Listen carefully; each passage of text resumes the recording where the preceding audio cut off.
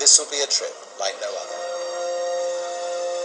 It will give those that travel with us a unique and life-changing perspective of our planet. For most of us, escaping the constraints of gravity is something we've only been able to achieve in our dreams. Until now.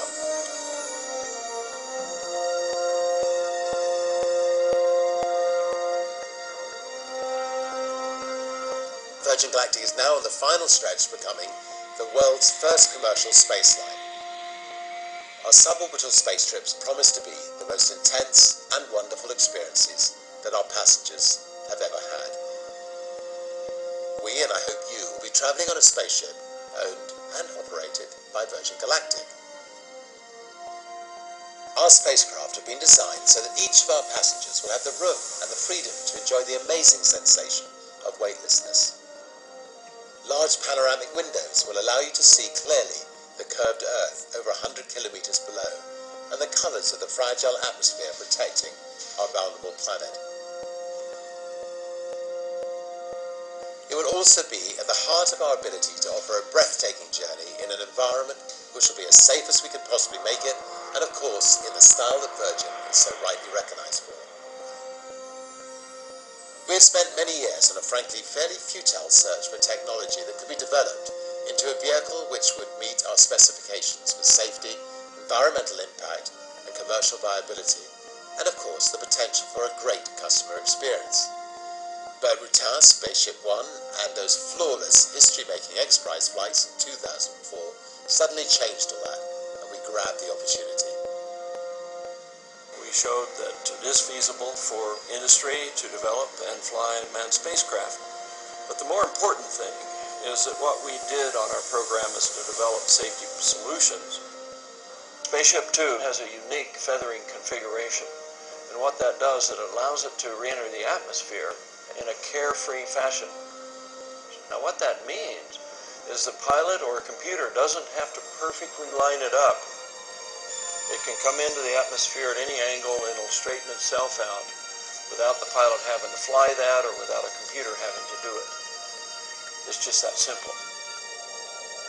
The beauty of Burt's feathering device on SpaceshipTwo is that it combines the best features of re-entry using basically the atmosphere of a brake and not having to fly a flight profile with the fact you can then change the shape of the ship at 50,000 feet back into a normal glider and land on a normal runway as people would do in the chassis environment of a normal aircraft. We're looking at only a 3-day training schedule for a flight into space. We will have psychologically attuned you to the greatest ride of your life. Well, the day that Burt won the X Prize was a hugely significant one for us.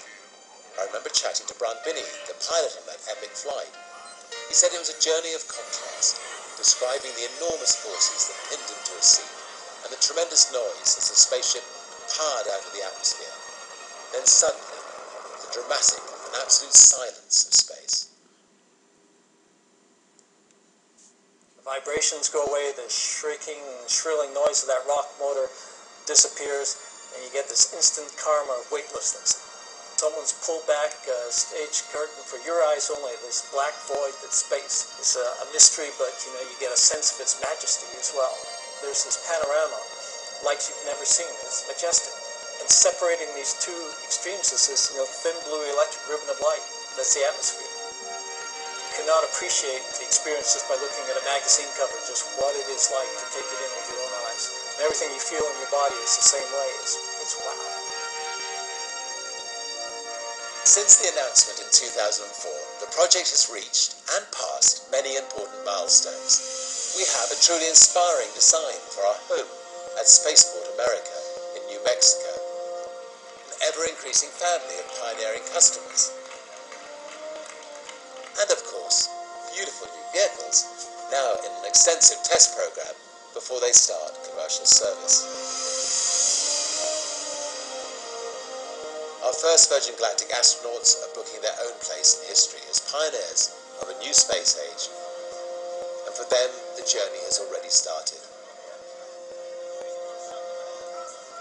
Being part of this club is a great learning experience. You're meeting great people. You're really contributing to something very different.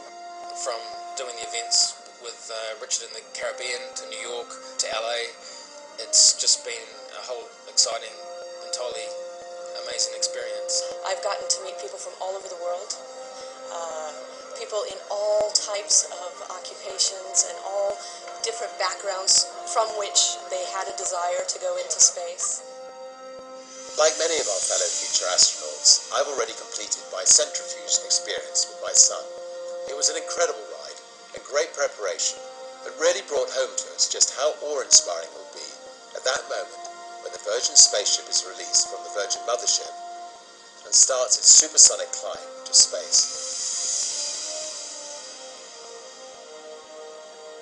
Virgin Galactic will be using clean and safe technology that is many thousands of times more environmentally friendly than any previous manned space vehicle. Already, Virgin Galactic's carrier aircraft, White Knight 2, is the world's largest all-carbon composite aircraft.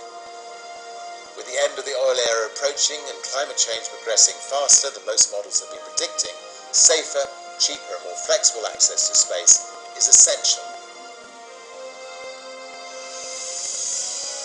Access to space really does matter for the future of mankind, and currently we only have 50-year-old space systems to get there, which are very expensive and very environmentally damaging. But if we can get robust, safe, and more importantly, environmentally benign and very cheap access to space, we can do things up there that were never imagined a few years ago.